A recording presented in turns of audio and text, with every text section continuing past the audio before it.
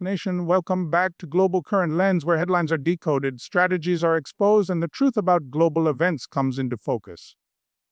Tonight, we turn to a fragile moment in the Middle East, a long-awaited ceasefire in Gaza that has stopped the guns, but not the questions. What happens now, La Nation? Who controls what's next?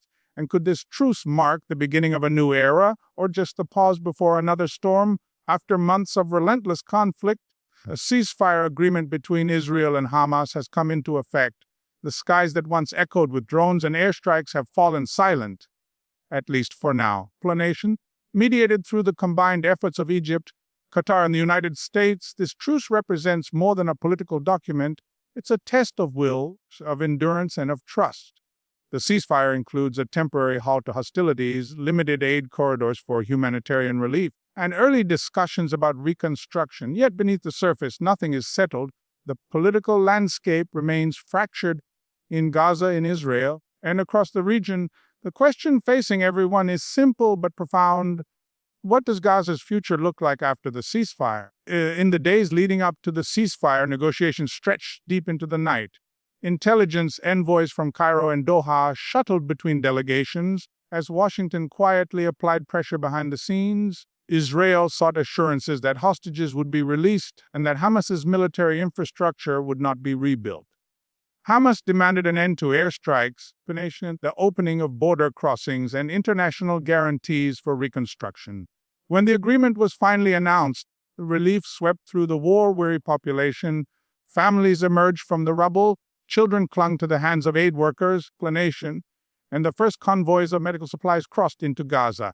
But even as the dust settled, the air carried the tension of uncertainty. A ceasefire's initial framework is delicate, a 90-day truce monitored by international observers. Israel maintains security control over key crossings, while limited aid deliveries are coordinated through the UN and Egyptian intermediaries. Hamas remains in Gaza but is expected to pull back its visible military presence. Talks on a broader political arrangement are planned, but skepticism runs deep on all sides for the people of Gaza.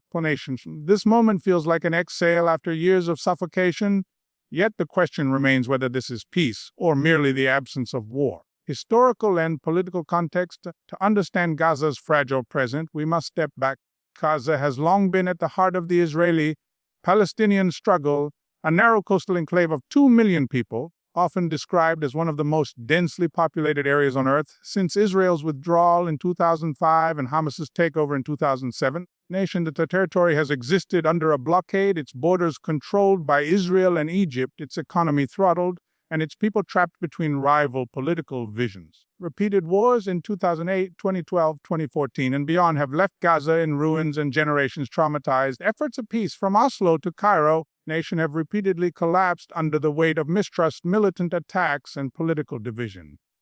Within the Palestinian political scene itself, Fatah and Hamas remain divided, one governing the West Bank, the other ruling Gaza, with each claiming to represent the Palestinian cause. For Israel, Gaza represents both a security threat and a moral dilemma.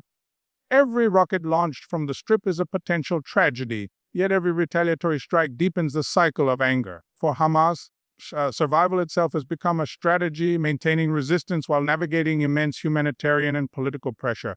Over time, as the world has come to see Gaza as a microcosm of the entire Middle Eastern conflict, a landscape of overlapping pain, politics, and power, the current ceasefire is not the first, and it may not be the last, but it carries a weight unlike previous truces. This one comes at a time of shifting alliances, regional normalization, and global fatigue with endless war. Global reactions across the world, reactions to the ceasefire, have been cautious and revealing. Officials welcomed the truce as a step toward stability, but emphasized that the path forward must include security guarantees for Israel and humanitarian access for Palestinians. The U.S. is also considering an international fund for reconstruction, conditional on political reform in Gaza and oversight to prevent weapon smuggling. In Cairo and Doha, the mediators were hailed as heroes. Egyptian diplomacy, balancing both sides, has once again proven central to regional stability. Qatar's financial leverage and ties with Hamas played a crucial behind-the-scenes role, bridging communications that official channels could not. Meanwhile, explanation, the European Union called for a permanent peace process linking reconstruction aid to a broader political roadmap involving both Israel and the Palestinian Authority. China and Russia, in their statements, criticized what they see as Western bias and called for an international peace conference, signaling their intent to shape the post-conflict environment. Reactions are mixed. Many Israelis feel uneasy, fearing that the ceasefire will simply allow Hamas to rearm. Others, exhausted by war, hope this marks the beginning of a long overdue de-escalation, and in Gaza the mood is fragile. Civilians welcome any pause to the violence, but mistrust remains high. The rubble still smolders, electricity grid flickers, and the humanitarian crisis is far from over. The people, the nation, weary of promises and politics, simply want to live, to rebuild, to work, to send their children to school without fear.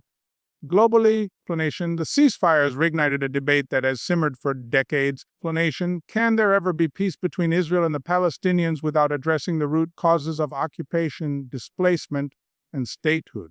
And strategic stakes beyond the politics lies another dimension, the economic and strategic calculus of what comes next. Because as infrastructure lies in ruins, power plants, hospitals, and water systems have been devastated. The cost of reconstruction could exceed $15 billion, according to early UN estimates. And yet, where this funding comes from and who controls it could determine Gaza's political future as much as any diplomatic accord. For regional players, Gaza is more than a humanitarian challenge, it's a strategic lever. Egypt seeks stability on its border and influence in the peace process. Qatar aims to maintain its regional relevance through financial aid and diplomacy. Saudi Arabia, exploring normalization with Israel, the nation must weigh its political calculus carefully, balancing Arab solidarity with its geopolitical interests. For Israel, the ceasefire presents a double-edged sword. On one hand, calm along its southern border allows focus on economic growth and other regional threats, particularly Iran. On the other, the presence of Hamas, still intact, represents an enduring strategic vulnerability. Meanwhile, international donors and development agencies are preparing frameworks for reconstruction tied to governance reforms. There are proposals for an international trust fund managed jointly by the UN, Egypt, and the Palestinian Authority to ensure aid reaches civilians rather than militants. Economically, Gaza's recovery could transform regional trade routes. The reconstruction phase might open the door to joint projects, from Mediterranean energy corridors to port access agreements, if trust can be maintained. But if mismanaged, the same process could inflame tensions, deepen corruption, and create new fault lines. Ultimately, the economic future of Gaza is inseparable from its political fate. Without genuine political reconciliation, no amount of aid will build a sustainable peace. Possible futures, the road ahead for Gaza can branch in three distinct directions, each with profound implications for the region and the world. 1. De-escalation and reconstruction. In the best-case scenario, the ceasefire holds, gradual confidence-building measures are implemented, prisoners are exchanged, aid flows increase, and border restrictions ease. Hamas, under internal and external pressure, agrees to a more technocratic governance structure, possibly involving the Palestinian Authority or an interim administration backed by regional states. International donors fund reconstruction, and for the first time in years, Gaza experiences a slow but steady recovery. Israel benefits from reduced security threats, and regional normalization accelerates. This path demands immense diplomacy and restraint, but it could mark the beginning of a new regional balance where coexistence replaces conflict temporarily. 2. Limited conflict and political stalemate. The more likely scenario, however, is a prolonged cold conflict. Sporadic clashes, pro-nation border skirmishes, and political stagnation continue. Reconstruction happens in fragments, tightly monitored and frequently interrupted. Hamas retains control over Gaza but faces internal dissent and mounting pressure from civilians and rival factions. Israel maintains its blockade, citing security risk, while global attention gradually shifts elsewhere. The humanitarian crisis lingers, diplomacy loses momentum, and another cycle of violence becomes a matter of time.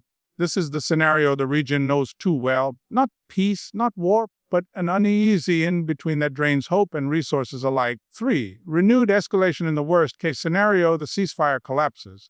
A border incident, a political assassination, or a miscalculation sparks a new round of hostilities. The humanitarian toll surges once again, regional tensions rise, explanation, and diplomatic channels collapse under mutual blame. Iran's influence grows as militant groups across the region coordinate narratives of resistance.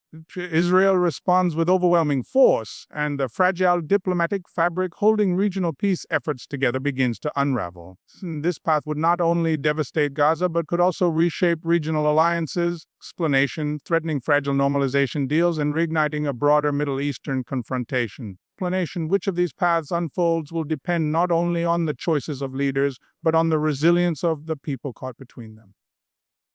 Those who have lost everything yet still dream of peace. As night falls over Gaza, the silence feels almost unnatural, too still, too temporary.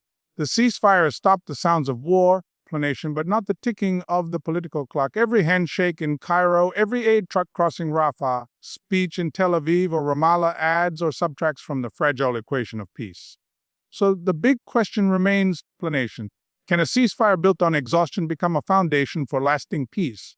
Or will Gaza's story once again circle back to fire and ruin? Explanation. The world has seen many truces in this land, and many have failed, yet history also shows that even the smallest moments of quiet can change the course of nations. The future of Gaza and the wider Middle East will depend on whether this ceasefire becomes a bridge or a boundary.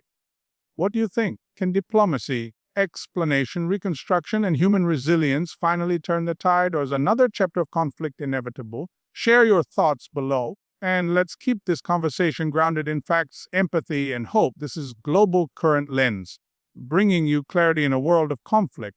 Stay informed, stay thoughtful, and as always, stay tuned.